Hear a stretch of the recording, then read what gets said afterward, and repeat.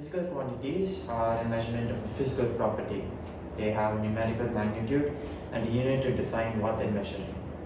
And they are represented by English and Greek alphabets. These are a few important physical quantities that you should know.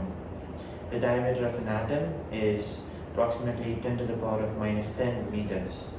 The wavelength of UV radiation is 10 nanometers. The height of an adult human is approximately 2 meters. The distance between the Earth and the Sun, 1 astronomical unit, is 1.5 times 10 to the power of 11 meters. The mass of a hydrogen atom is approximately 10 to the power of minus 27 kilograms. The mass of an adult human is approximately 70 kilograms. The mass of a car is around 1 ton or 1,000 kilograms. There are 90,000 seconds in a day. There are 3 times 10 to the power of 7 seconds in a year. And the speed of sound in air is 300 meters per second. The power of a light bulb is 60 watts. And the atmospheric pressure is generally defined as 1 times 10 to the power of 5 pascals or 10,000 pascals. Moving on to the International System of Units.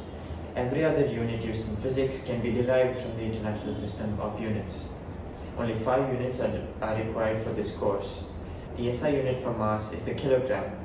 The SI unit for length is a meter. The SI unit for time is in seconds.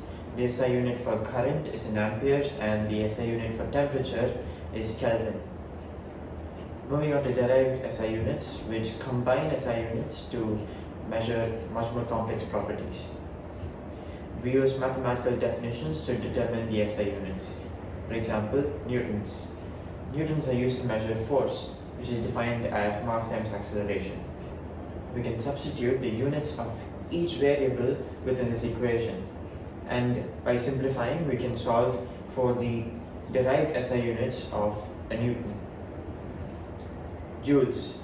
We can use the kinetic energy formula to do the same by substituting in the SI units of each variable in the kinetic energy equation and solving for the compound unit of a joule. Homogeneity of physical equations. The combined units on either side of any physical equation must be the same. Let's take this equation for example. T is equal to the square root of 2h by g. We can check if this is a homogeneous equation and henceforth see if it needs to be adjusted or not. By substituting in the units of each variable in the equation, we can find this expression, and by further simplifying, we can find that both sides of the equation are indeed the same, and hence this equation is homogeneous. Note that any coefficient in an equation, 2 for example, has no units and can be ignored. Powers of 10 are used to represent very large or very small values. They are appended to units for more accurate and readable measurement scales. It is important to know the most commonly used powers of 10 or their prefixes. Note that every prefix listed here differs by 1,000 or a factor of 10 to the power of 3.